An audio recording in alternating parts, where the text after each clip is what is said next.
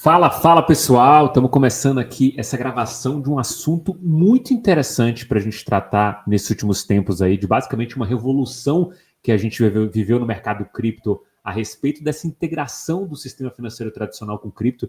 Acho que muitos de vocês devem ter acompanhado aí as questões regulatórias dos Estados Unidos, devem ter acompanhado também nas lives aqui com o Eric e com o Bernard sobre a evolução basicamente regulatória que a gente teve não só nos Estados Unidos, aqui no Brasil também.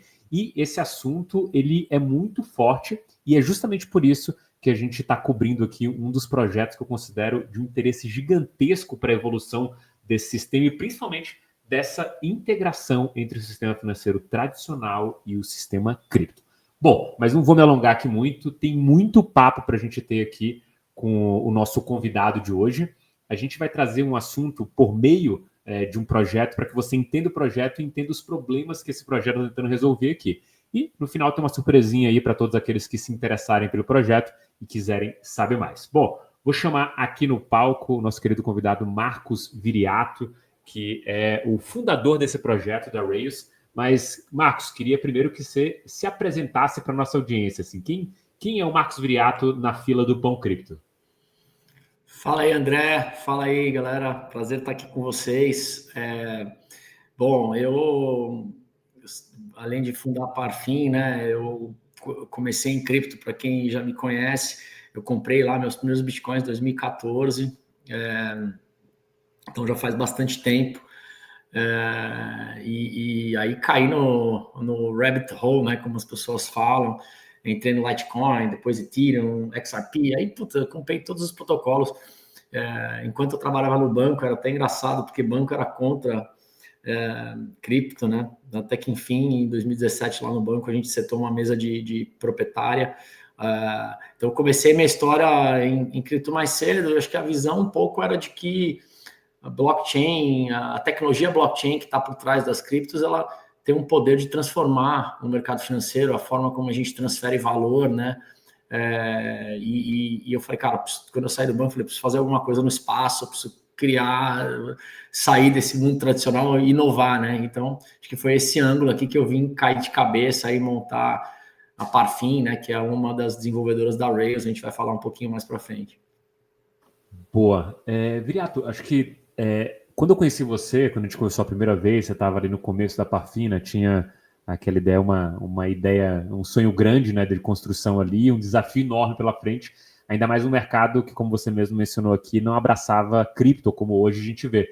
Então, você tem todo um caminho egresso aí via Parfin e depois nessa nova ideia da Rails. Assim, eu queria entender como que essas coisas elas se conectam, né?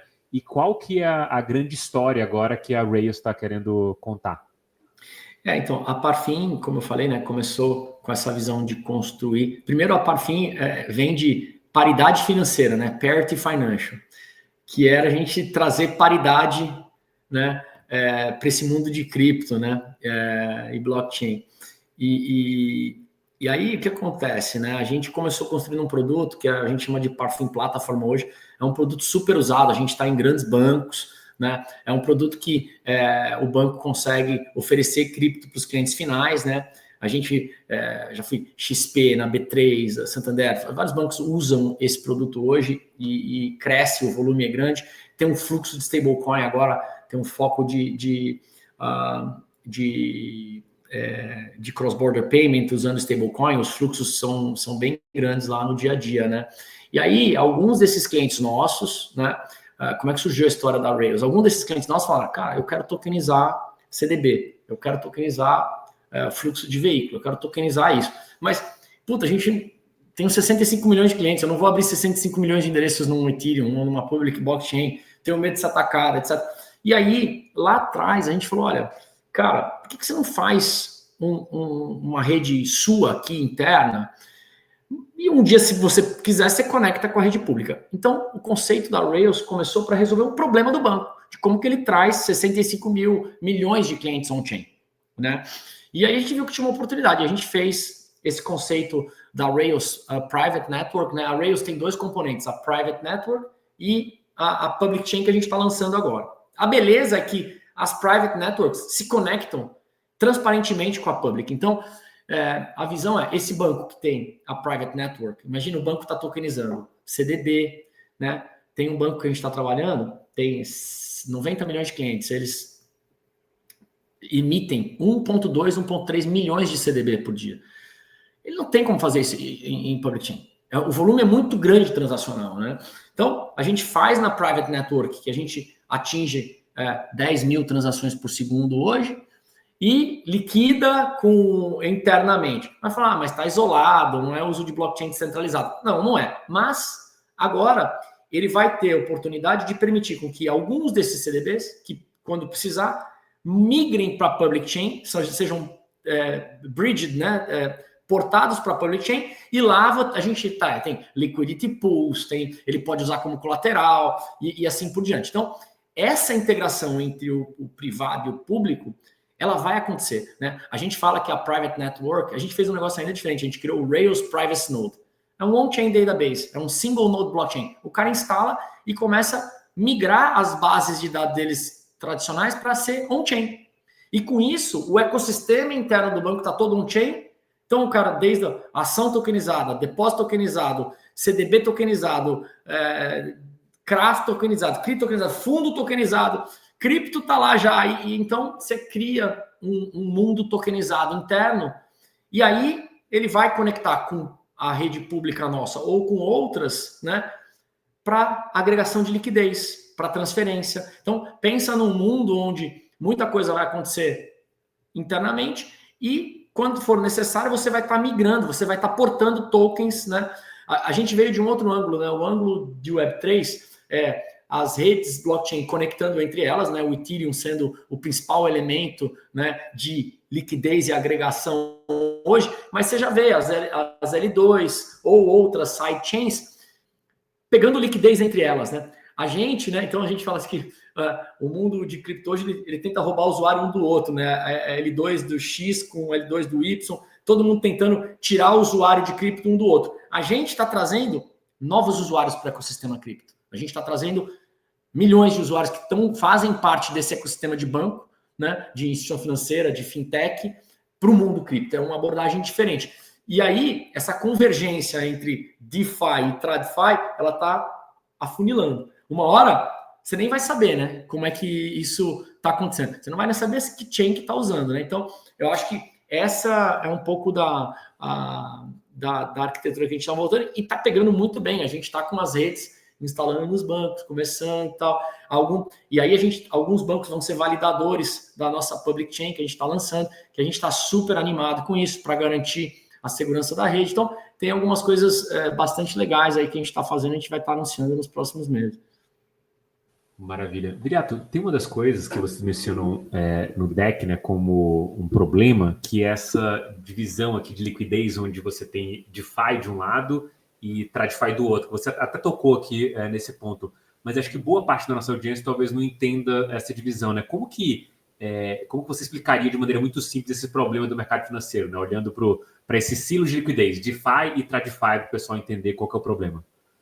Então, o que acontece, né? Hoje no mundo DeFi, se você tem um Ethereum, você tem um Ethereum na sua carteira, e você precisa liquidez naquele Ethereum sem vender, você quer emprestar dinheiro contra aquilo, você pode colocar aquele Ethereum em qualquer protocolo de DeFi, né, no lending pool, Aave, Compound, e assim por diante, empresta USDC e USDT contra aquele ativo e usa para outras coisas, usa para trading, usa para, né?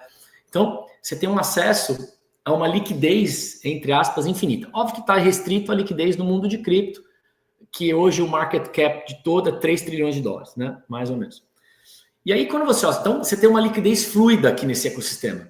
Ninguém te impede de pegar o seu próprio Ethereum ou até mesmo Bitcoin, colocar no lending pool, emprestar dinheiro, devolver ou vender aquele ativo, né? Então, vamos dizer que tem uma liquidez infinita até esse tamanho de 3 trilhões de dólares, né? Porque não é mais que isso hoje. Aí você pega o mercado tradicional financeiro, tem 100 trilhões de dólares de ativo. 35 vezes mais do que o mundo de cripto.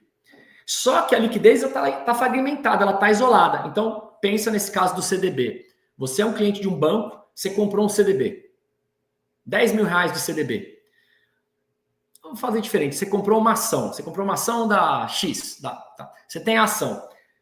Você não quer vender ação, porque se você vender, você vai pagar imposto. Você não quer vender ação porque você acredita que o valor dela vai explodir, que nem o Bitcoin. Você fala, puta, essa ação ela vai valorizar muito. Eu não quero vender, mas estou precisando de dinheiro agora. Aí você chega para o banco, onde está aquela ação, você fala, olha, quero emprestar dinheiro. O banco fala, não posso. Mas a ação está aí, eu não quero vender, eu preciso só emprestar uma parte do dinheiro contra ela. Aí você não consegue. Então, primeiro, você está preso naquele silo daquele banco. Aí você fala para o banco, então faz o seguinte, tem um banco que me empresta dinheiro contra a ação, transfere essa ação para lá. Ele fala, não consigo.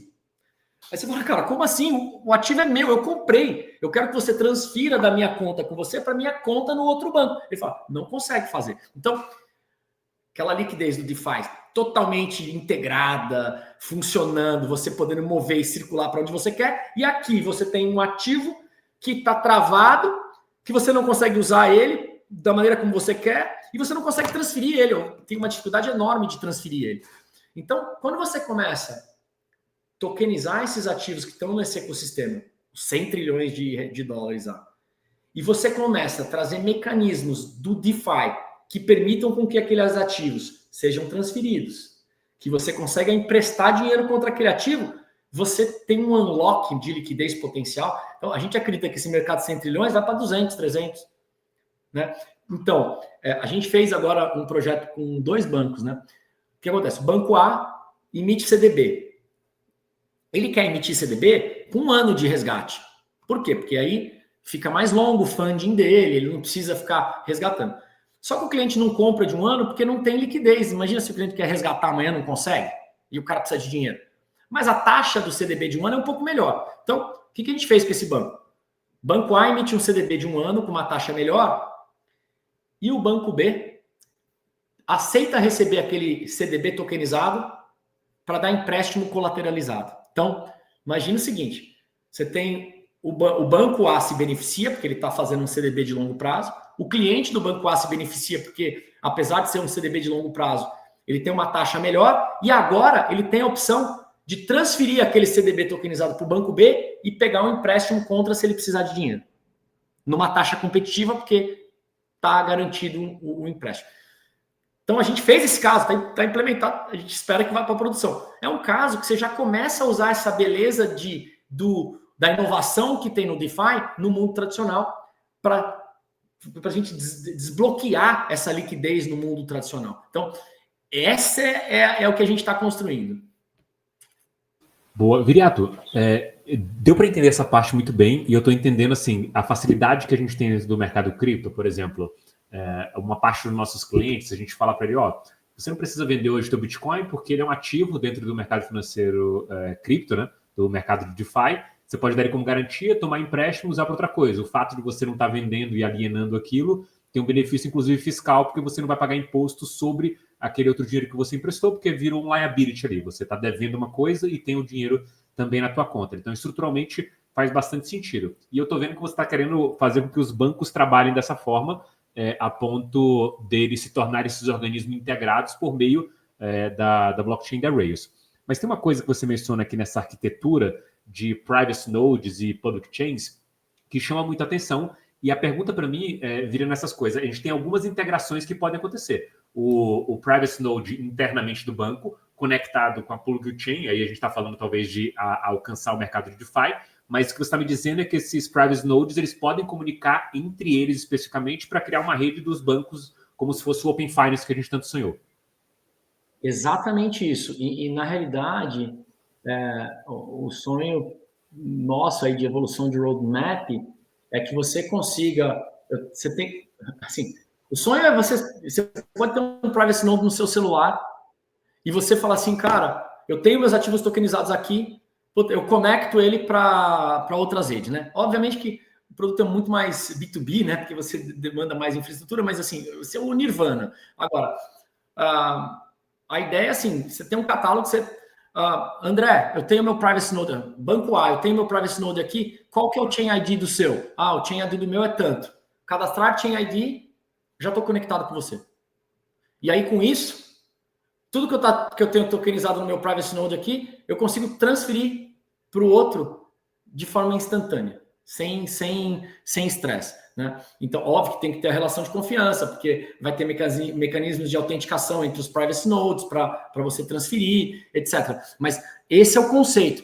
Eu tenho um node, eu conecto ele com qualquer outro, com mais de um, e conecto ele com a public chain. Então, isso permite, né, com que você, naquela visão, mas você está fazendo uma rede privada, não conecta com nada. Não, é um node, que a gente fala que é um on-chain database, né? É uma base de dados on-chain, que ela está integralmente conectada. Então, essa é a abordagem que a gente está tendo, né? A gente fala assim, a gente vê no futuro, se tiver 10 milhões de privacy nodes, alguns conectados entre eles, ou isolado, etc. Cara, é maravilhoso, porque você vai ter uma escala, né, gigantesca de banco de dados. Eu lembro, quando eu trabalhava no banco, a gente tinha de Microsoft SQL, que é uma base de dados, mais de 1.000 SQLs instalados.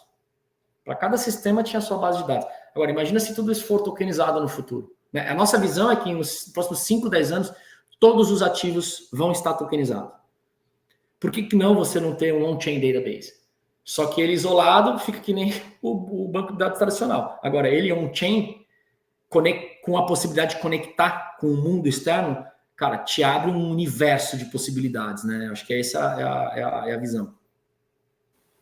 Maravilha. Viriato, tem uma das coisas que chama atenção, acho que desde a época da Pafin, obviamente você traz experiência aqui para Rails, que é a questão da proximidade com bancos, né? Acho que você, desde o começo, está tentando resolver ou trazer soluções para esse público, e esse público, especificamente pensando no B2B, ele fala uma língua diferente. Não é a mesma língua de você falar com as grandes massas do possibilidade do mercado cripto. Eu tenho uma solução que resolve esse problema, quanto que esse negócio vai me custar e qual que é o benefício desse. Qual que é o grande diferencial aqui, quando a gente olha para essa bagagem que você já tem há algum tempo, de mirar as instituições financeiras, conseguir conversar a língua desse cara e entregar não só uma solução que para ele tenha sentido, mas que também gere valor para o teu negócio que você está criando. Assim, qual que é a importância de conseguir falar a língua e saber as dores desses caras? Então, acho que como a gente vem do mercado tradicional, né, a gente entende bastante essas dores aí, né, desses sistemas isolados, de você não conseguir dar crédito com ativos que estão em outros bancos, né? O Open Finance, infelizmente, não resolveu isso, né? Então, porque o ativo está lá no outro banco, você não consegue travar ele, né? Fala assim, olha, eu dei um empréstimo para o André, ele tem ativo no outro banco, trava aí para mim. O banco vai falar, não, cara, o ativo está comigo, eu não quero, tem uma competição, né? Agora, se você está com ele tokenizado, o cliente que decide, né? O cliente fala assim, olha, transfere, eu transfiro agora, né? Então, isso dá mais poder para o cliente, né? Então, eu acho que de duas resolve o problema do banco e naquela visão do mundo Web3 traz mais poder para você, né? Pô, é um absurdo. Você compra uma ação, é sua, cara. Você comprou, você pagou para aquela ação, ou para um CDB, ou para né? E você não consegue transferir de forma simples e fácil aquilo para você usar da maneira como você quiser, né?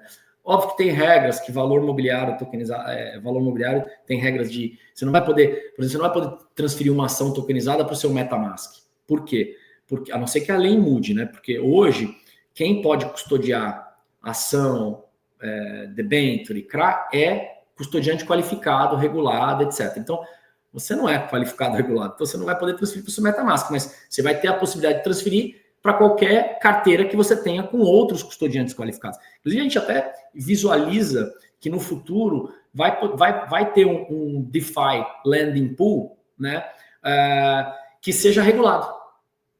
E aí ele vai poder receber uma ação tokenizada para que pessoas deem empréstimo contra, né? Então, a gente enxerga. Eu tive na Token 49 do ano passado, lá em Singapura, a gente está indo de novo esse ano, e eu fiz um painel lá no RWA Summit com o CEO do primeiro DEX regulado nas Filipinas. O que é um DEX regulado? É uma bolsa, só que em vez das ações girarem em order book normal, etc., a bolsa toda era num protocolo, num smart contract, né? E aí, é o que ele falou, a gente aplicava as mesmas regras, só que a tecnologia por trás dá muito mais flexibilidade para a gente. Então, era um DEX regulado. E eu acredito muito que a gente vai começar a ver surgir esses DEX regulados, landing pools regulados e assim por diante. Cara, além dos bancos, né, você tem outras instituições financeiras que estão próximas aqui. Acho que o exemplo da Núclea, que acho que para quem trabalha no mercado financeiro é muito claro o tamanho desses caras. Para quem não está no mercado financeiro, parece um nome aleatório, mas é um cara que, se eu não me engano, processa todos os boletos bancários, além dele a Cielo, e você tem esse componente de pessoas e projetos e outros negócios que estão ao redor da Rails aqui, e estão, se não ajudando a construir, pelo menos dando um norte de como que você consegue entregar soluções de valor para todo mundo que está na cadeia. Né? Eu queria entender do seu lado, qual que para você é a grande importância dessas associações e principalmente como que isso converge para o potencial de execução que a Rails tem de futuro aqui. Então, eu acho que assim, uma das importâncias, né? Você falou da Núclea, né? Então, a Núclea era a antiga CIP, a Núclea chama infraestrutura de mercado financeiro, né? A Núclea, ela roda a infraestrutura de TED hoje e de Pix e de registro de recebível de cartão. Então, é muito grande. Eles processam quase 25 trilhões de reais de pagamento por ano. Todo o boleto é registrado na central da Lu, que acompanha a liquidação. São os volumes gigantescos, né? É um mundo tradicional. A Núclea, os bancos que são donos dela, né? 43 bancos são os sócios da Núclea. A gente montou uma private network da Núclea para tokenizar duplicata. E agora entrou cota de consórcio. Então, os bancos que já fazem parte dessa, que são sócios lá, vão estar usando a rede da Núclea. Então, é um negócio que pode ficar muito grande e no final a Núclea acabou investindo na gente também, a nossa acionista, né? Então, mostra o poder de crescimento que a gente tem. Imagina que os bancos que são sócios vão usar a rede na Núclea porque tem interesses. A Núclea, a esteira, né? A gente começou com tokenização de duplicata, já está 500 milhões de reais de duplicata tokenizado. Vai entrar recebível de cartão, vai entrar cota de consórcio, né? Vai entrar CRA, CDB, CCB. Então, assim, a esteira de produto financeiro. Então, como é que a gente enxerga isso? E isso não acontece da noite para o dia, né? É uma evolução natural. Mas já tem um ano que a rede está em produção, está crescendo, e aí a gente está super animado, porque gera um efeito de rede, né? Agora, já falou, olha, assim que a Public Chain estiver pronta, a gente vai conectar a rede, a Nuclear Chain com a Public Chain para alguns. Então, está começando. Aquela visão que a gente tinha alguns anos atrás, ela está acontecendo. Né? E eu acho que agora, com essa adoção de blockchain, esse buzz que tá, eu acho que tende a acelerar. Mas o fato de você ter uma instituição gigante, altamente regulada, dando esse passo e investindo e trazendo essa tecnologia Web3 para o mercado tradicional é muito poderoso, né? Então a gente está realmente assim, e a gente não vê isso acontecendo em muito lugar do mundo, não, cara. Eu viajo bastante. Então, na extensão que o Brasil está fazendo, tem poucos lugares no mundo, entendeu?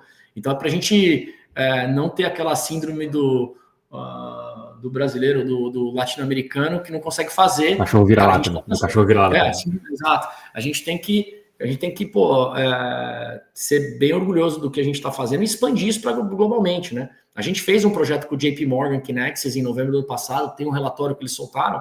Olha lá a tabela comparativa da nossa solução da Rails. Cara, os caras fizeram altos elogios. Assessment do JP. E a gente está fazendo lá, continuando o trabalho com eles. Então, a gente vai anunciar logo. A gente acabou de ser aceito por um banco central gigante da Europa, que a gente vai fazer um projeto de CBDC similar ao do Drex aqui no Brasil. A gente vai anunciar logo. Então, a gente é global, né? Então, mas o Brasil está à frente. Cara, é interessante você falar isso sobre o Brasil à frente, porque assim, quando a gente olha para o quesito de tokenização, a gente já tem essa postura desde quando lá, sei lá, o mercado Bitcoin começou a olhar para precatórios lá atrás, e isso falou assim, a gente tem algumas jabuticabas que favorecem essa ideia de tokenização, né? Tanto da cota de consórcio, os recebíveis, duplicatas, são coisas que quando a gente olha para o mercado americano, se não tem essa certa maturidade, eles não têm tecnologia para entregar tudo isso. Talvez pelo próprio contexto de selva que a gente vive aqui, de ataques hackers atrás de ataques hackers, a gente consegue evoluir de maneira muito rápida e tem um sistema realmente robusto, né? Acho que tem o peso do Banco Central, mas também tem a questão dos empreendedores. Acho que tudo isso, quando a gente olha para a tese de RWA, ele parece que o mundo ele não está tão avançado quanto a gente. E o mundo está falando de oportunidade de trilhões de dólares, né? Acho que quando a gente olha a BlackRock indo nessa direção e falando sobre isso, criando os fundos tokenizados ali, é muito claro que existe, como você está falando de movimentar um Leviatã, né? Você demora, mas quando você muda, você vai direto. Assim, não, demora muito para você ter que mudar novamente. Então vai ser uma coisa que talvez a gente conviva nos próximos 3 a 5 anos com esse negócio realmente sendo construído. E quando a gente olha para o ecossistema de RWA como um todo, você tem, cara, desde o cara que emite, o cara que vai comprar, o cara que vai descontar, o cara que vai usar a infraestrutura. O que é a Rails dentro da tese de RWA, já que você falou que é um negócio global? Assim, onde que se encaixa, do ponto de vista global, a Rails nessa seara da gente tratar a RWA como um grande futuro que a gente vai ver pela frente e grandes instituições abraçando isso? Cara, o foco nosso, né, até por conta das redes que a gente usou, é muito o foco de trazer yield on-chain, né? O que é yield on-chain? Trazer juros para ser distribuído on-chain. Então, lá a própria rede, a sub-rede da Núclea é uma rede de tokenização de duplicata. A duplicata é vendida com desconto para fundos de investimento, recebível de cartão, a mesma coisa, cota de consórcio, a mesma coisa. A gente está lançando uma segunda rede agora grande com uma adquirente no Brasil de tokenização de recebível de cartão. Então, o foco é você conseguir fazer uma esteira, né, onde você consegue empacotar esses recebíveis, criar os tokens que juntam esses recebíveis e vender isso globalmente. Então, isso pode até beneficiar o Brasil, né? Então, a gente está na esteira de criar vaults, né, de yield vaults, onde as pessoas podem alocar Bitcoin e vão receber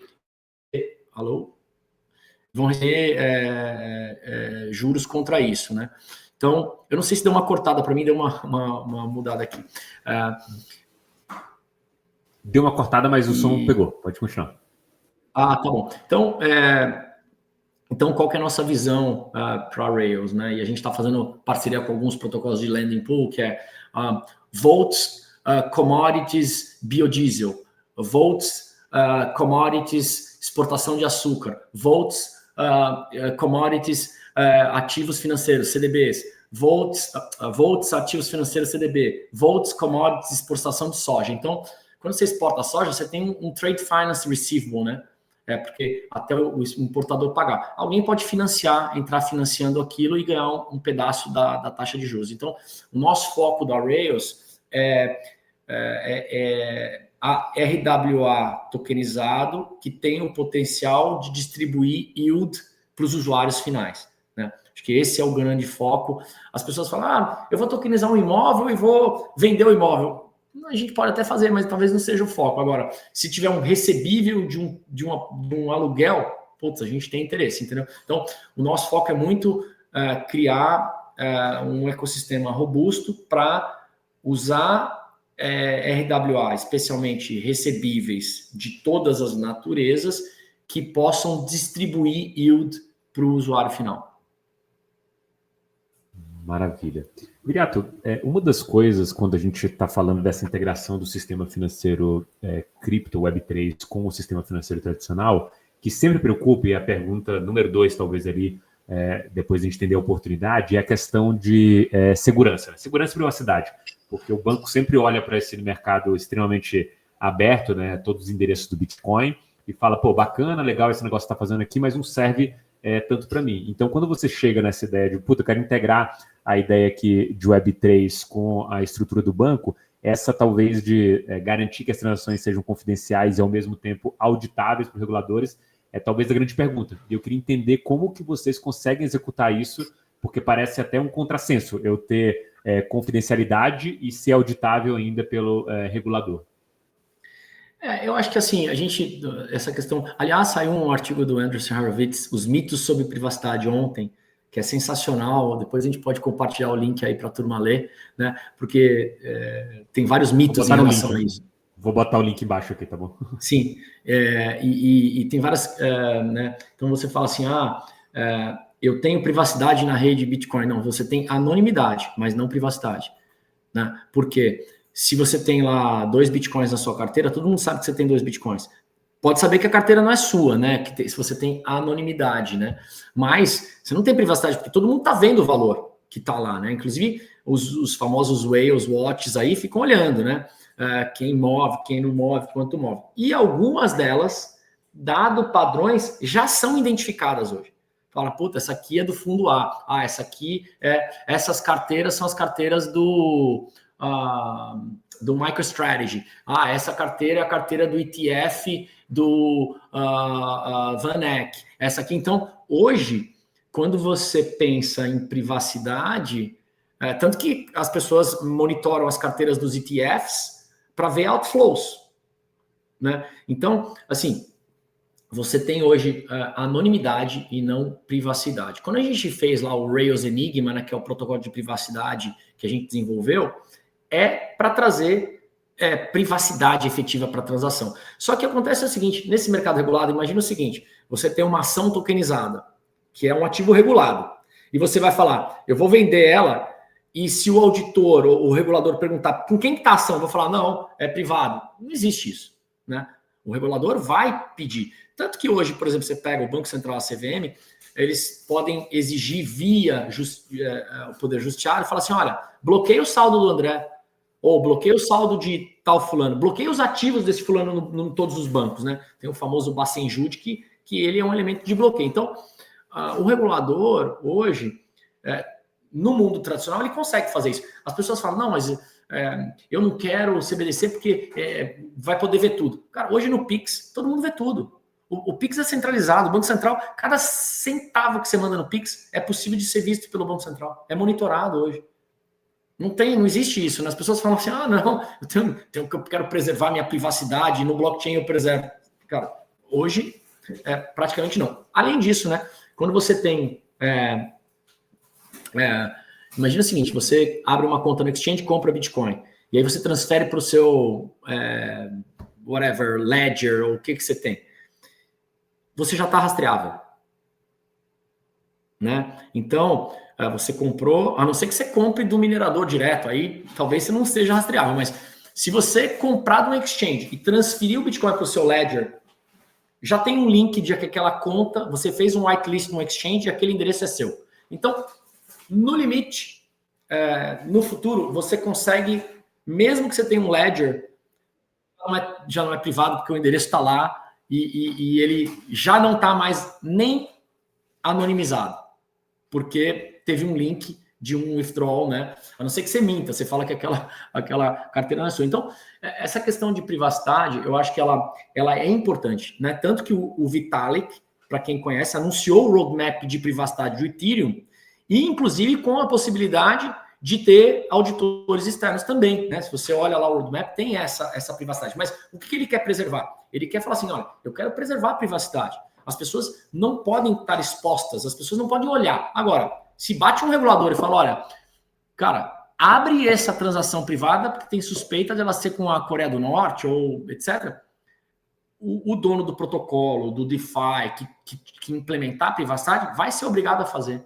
Né? Então, eu acho que é nesse ângulo que a gente está olhando. Assim. Hoje, né, a gente fala, as pessoas falam, não, eu quero ter a liberdade de usar stablecoin, porque é minha e não sei o quê. Cara, você pega, né, tanto Tether quanto Circle hoje, elas têm a capacidade de freeze os saldos, né? O hack que houve aí no Pix, a Tether ajudou a justiça brasileira a recuperar cento e poucos milhões de dólares do dinheiro que foi desviado e entrou no Tether, né? Então, é importante falar isso, que as pessoas às vezes olham e falam, não, eu quero total liberdade, especialmente os mais cripto anarquistas, né? Eu acho que esse mundo vai, talvez no passado fosse assim, acho que no futuro cada vez menos, né? Mas para a gente desmistificar um pouquinho essa teoria de privacidade versus anonimidade versus full control de tudo, né? Eu acho que isso é bem interessante porque eu acho que a gente tem dois espectros aqui, né? Tem tanto o cara que sonha com nirvana cripto de total anonimato, e a gente entende que é completamente impossível, né? A não ser quando você volta nessa ideia de, tipo, comprei em algum local, mandei para minha ledger, você tem um caminho ali a ser seguido, né? Seus dados estão na corretora, a não ser que você compre do minerador, mas aí onde você liquida, tudo isso levanta uma questão que, na verdade, você acaba sendo possível de ser rastreado de um jeito ou de outro, né? Acho que isso pode frustrar muitas pessoas, mas quando a gente olha para a verdade é essa, né? Nua e crua, né? Mas mudando um pouco de assunto aqui, Viriato, voltando para a apresentação da Rails, vocês têm uma visão bem ambiciosa aqui. A gente está falando de uma public chain que sai uma public chain que sai ainda esse ano em 25, meta de 1 bilhão de usuários a partir de 27, e aí fica algumas dúvidas aqui na minha cabeça, que primeiro, como é a construção desse caminho? Eu sei que o teu desafio envolve uma venda, entre aspas, né, um convencimento do B2B que não vai fazer você ser um salto de 0 clientes para 1 cliente. Você vai saltar algumas ordens de grandeza aqui. Mas mesmo assim, 1 bilhão de usuários é bastante coisa. Assim, qual que é os maiores desafios que você vê aqui pela frente para entregar esse roadmap? Eu acho que o desafio é você convencer o primeiro, né? O primeiro grande. Porque tem uma questão nesse mercado de validação, né? Eu lembro quando a gente vendeu lá primeiro a Parfim Platform para a XP na época, né? Cara, depois o processo de venda foi muito mais fácil com os outros. Então, eu acho que o grande desafio é você trazer o primeiro e o primeiro falar, cara, estou usando e é muito bom, me traz a segurança, etc, etc, tem performance, eu consigo implementar privacidade. Então, só que a gente já está trabalhando com alguns desses primeiros, né? Então, eu acho que tem um ângulo. Mas essa é uma curva de longo prazo, né? Então, a gente até, do ponto de vista de negócio, né? As pessoas olham e falam assim, você criou um negócio e explodiu. Sim, vai, mas ela tem uma curva de crescimento. Nossa visão se a gente conseguir trazer aí, você pega o ecossistema brasileiro, né? E aí tem duplicação, né? Tem um banco, o banco A tem 90 milhões de clientes, banco B 60, o outro banco 130, o outro banco 40, o outro banco... Quando você olha, não é impossível, né? Desde que haja uma adoção, né? Uma adesão de alguns desses, né? Mas se você pega hoje, por exemplo, o Ethereum, né? Com active addresses, tem mais ou menos 200 milhões de wallets com Ethereum ou com outros ativos, né? Então, cara, você trouxer um banco com 90 milhões, 80 milhões, já é coisa pra caramba, é metade do Ethereum, né? Por isso que eu tô falando assim, eu acho que a nossa meta é 1 bilhão, mas se a gente tiver 200, 300 milhões de wallets ativas, com ativos financeiros tokenizados sendo transacionados dos clientes dos bancos, cara, é um sucesso, né? Comparado, o Ethereum tem aí 10 anos agora, né? Então, eu acho que em 10 anos chegou nesses 200 milhões de usuários ativos. Obviamente que, assim, tem uma questão viral, né? As pessoas olham, cara, vou usar, tem um negócio...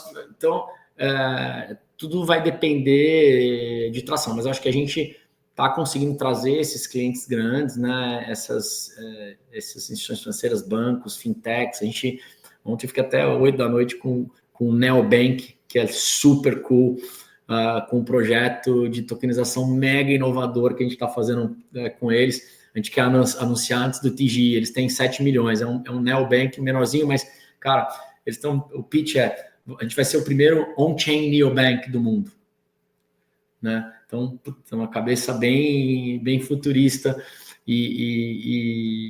então acho que esse é o caminho, né? Plantando essas sementinhas, trazendo o ecossistema, trazendo utilidade. Acho que para mim o mais importante, André, a rede tem que ter utilidade, porque se o cara está tokenizando por tokenizar, a gente escuta muita gente, eu vou tokenizar esse imóvel para ter vantagem, mas vai ter transação, o imóvel vai ser tokenizado, vai ficar parado lá. Qual o objetivo? Né? Você está ganhando eficiência? Não, eu vou fracionar, mas você vai comprar 10 reais de uma fração do imóvel, o que você vai fazer com 10 reais de um imóvel? Né? Então, assim, para mim, desculpa, não tem utility, não tem utilidade a rede. Então, quando você fala de ação, debênture, CRA, coisas que têm utilidade, que vai trazer benefício para o usuário, aí sim que a gente está falando de que tem valor a rede, né? Então, eu acho que é um pouco do que a gente está querendo construir, né? Cara, se a rede não tiver utilidade, pô, a gente aí não adianta, né? Então, o nosso foco é muito nisso. Como é que eu trago utilidade para a rede? Para que a pessoa fale, cara, puta, faz sentido usar isso, tá me trazendo benefício, o meu usuário está feliz e eu estou ganhando, né? A gente está ganhando em geral. Então, acho que é um pouco essa a pegada. Sobre essa questão de utilidade, Viriato, assim, acho que uma das perguntas que, aí olhando para o ponto de vista do investidor, né, vendo a solução, entendendo o potencial geral, a próxima pergunta sempre fica qual que é a utilidade do token, né, RLS. Vocês vão estar aí fazendo pré-vendas e vendas aí privadas e públicas. Qual que é a utilidade do token e por que quem está ouvindo aqui a gente, vendo aqui a gente, deveria se interessar pelo projeto do ponto de vista não só talvez de usuário, mas como um possível investidor? O token ele serve, a principal utilidade é o gas fee da rede, né? Então, apesar de que na public chain o fee vai ser fixo em dólar, mas quando você pagar em dólar, ele converte e compra o Rails token por trás.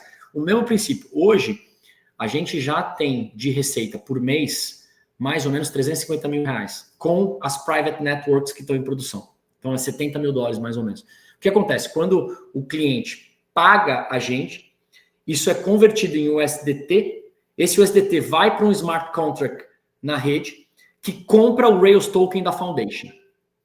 Tá? Então a utilidade, ele está pagando pelo uso de transação na private network. Quando ele paga em dólar ou em real, é convertido para SDT, o SDT é mandado para um smart contract da Foundation e esse smart contract da Foundation compra o RLS. Quando ele compra o RLS, como é que a gente vai distribuir isso para a comunidade? Isso é muito importante, é um dos principais elementos do nosso tokenomics. Então, o cliente pagou pelo uso da rede, isso em dólar ou fiat, whatever it is, é convertido para stablecoin, a stablecoin compra o token, o RLS. Então, vai gerar demanda pelo token, tá? Comprou o token, esse token vai num smart contract da Foundation, 1/3 fica na tesouraria da Foundation para ir para o programa de grant, para o programa de distribuição de comunidades.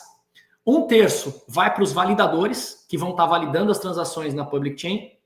E 1/3 volta como rebate para o private network, desde que ele esteja conectado com a public chain. Se a private network estiver isolada, ele não tem direito àquele 1/3. Tá? Por quê? Porque a gente quer incentivar que ela não fique isolada, que ela fique conectada. E ali, se ele conectar, ele vai ter que stake esses tokens de rebate.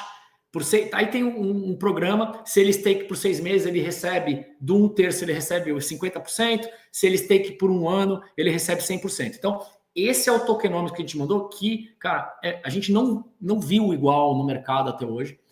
Então, da receita que estiver sendo gerada pela rede, 1/3 volta para a comunidade, 1/3 volta para os validadores e 1/3 volta para os usuários, desde que eles estejam usando e continuando conectando na rede. Então, cara, é uma distribuição de valor gerada pela rede que é bem legal, cara. Assim, a gente está animado. Aliás, depois você pode colocar o link aí. Já está live o que a gente chama de Proof of Use,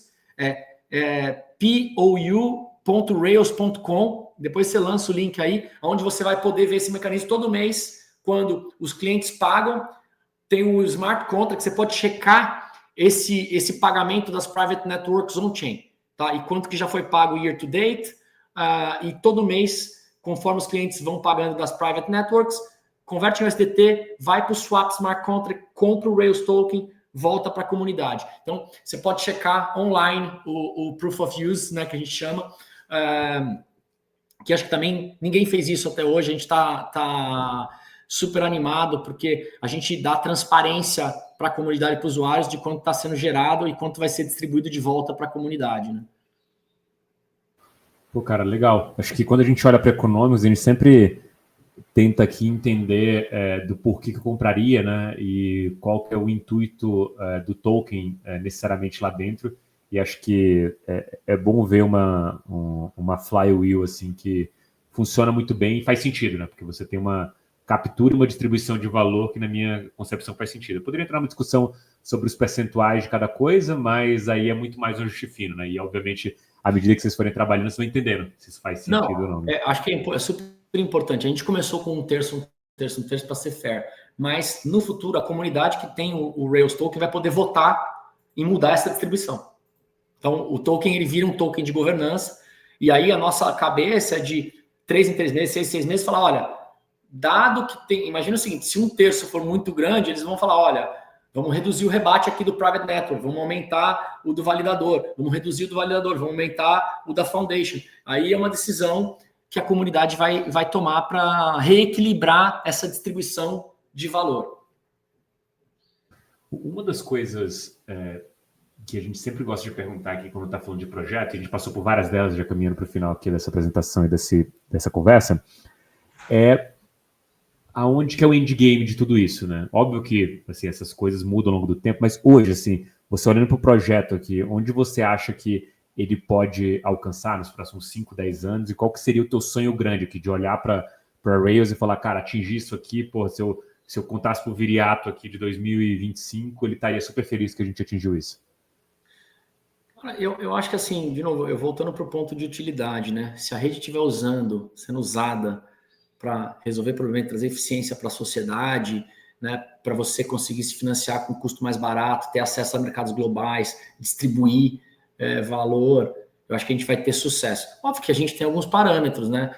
Então, eu estou falando, a gente tem uma dessas private networks que o cara processa 60 bilhões de recebível de cartão por mês. Se tudo isso tiver um chain, o nosso token vai valer...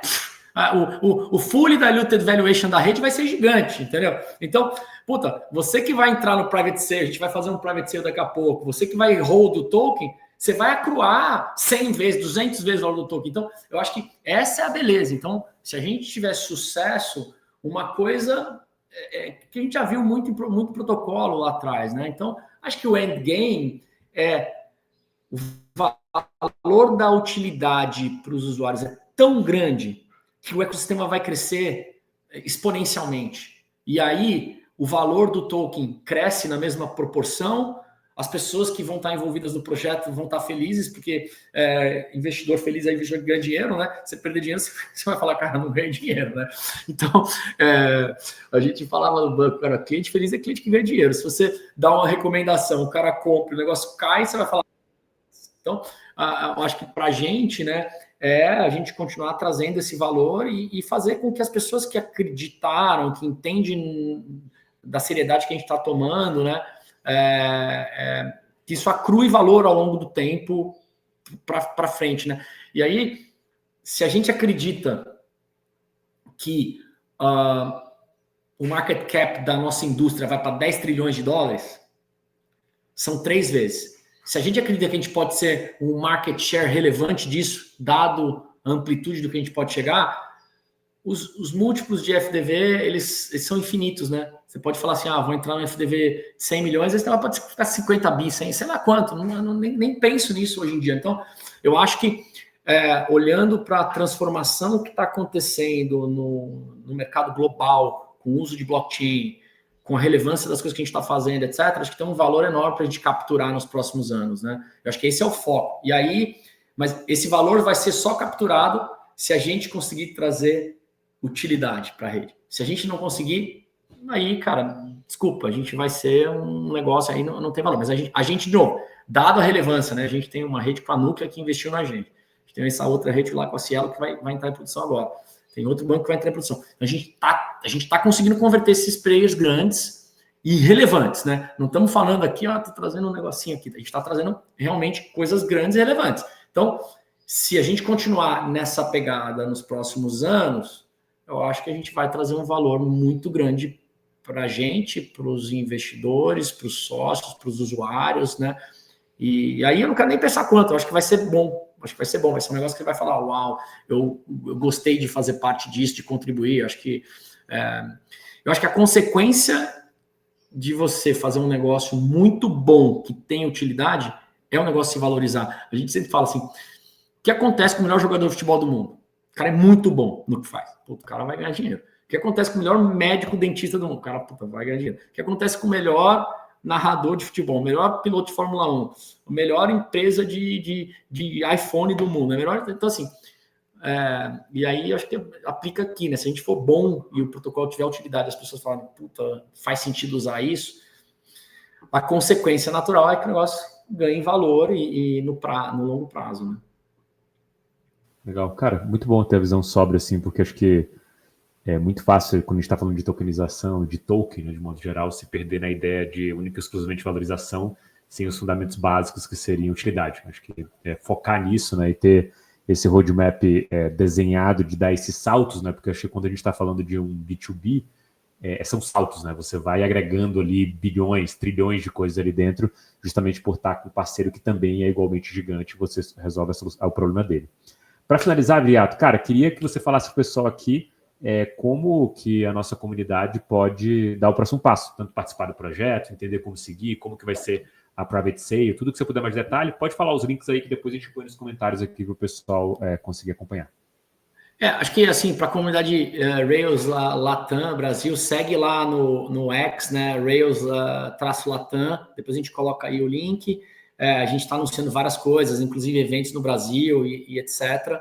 Pode seguir também o Rails Labs Global, né? São 2 contas. E a gente está avançando com o Launchpad, né? Que é a gente vai ver ainda, tem 2 que estão avançando, mas a gente deve anunciar no máximo em 2 semanas o Private Sale. A gente vai dar um desconto no Fully Diluted Valuation em tranches, né? Só para vocês terem uma ideia, a gente está com 325 mil seguidores no X, a gente 250 mil membros no nosso servidor no Discord. Só no processo aí de teste da testnet, teve 300 mil pessoas no whitelist com wallets conectadas, então acho que a gente está ganhando um momento global bastante interessante, então a gente vai, obviamente, usar isso aí para o Private Sale, e a gente quer trazer benefício, né? As pessoas que entrarem comprarem com desconto, inclusive em relação ao último round que os investidores entraram, e aí a gente vai fazer em tranches, né? A primeira tranche até 500 mil, desconto de 50%, aí 30% e assim por diante, para trazer o benefício aí para o usuário. A gente não fixou ainda o Fully Diluted Valuation do round, foi 180 milhões de dólares, então a gente vai dar um desconto. E aí a gente vê, né? A gente tem um potencial enorme de ser um FDV, dado a relevância que a gente está fazendo. A gente vê redes com 1 bi, 1,5 bi de FDV, 0 receita. A gente já está com 80 mil dólares por mês de receita. Então, a gente acha que o nosso FDV pode ser maior que esse. Óbvio que ninguém está prometendo retorno aqui, mas o potencial é muito grande se a gente souber comunicar, souber fazer aqui de novo, mostrar a utilidade da rede. Como eu falei, tem o Proof of Use que prova que a gente está recebendo os recursos, e tem uma série de notícias aí para sair muito positivas para a gente, né? Então, eu acho que isso ajuda na narrativa, especialmente nesse mundo de Web3, de cripto, né? Maravilha. Bom, obrigado, Viriato, pelo tempo aí, pelo esclarecimento da Rails. Para você que ficou aqui até o final, os links estão aqui embaixo. Sigam, acompanhem. Depois você vai ver os dados ali sobre a Private Sale, os preços, não está fixado aqui, mas logo, logo eles vão publicar ali e você vai ficar sabendo de tudo. Obrigadão, Viriato. Obrigadão, você que ficou até o final. Tchau, tchau. Até a próxima. Valeu, André.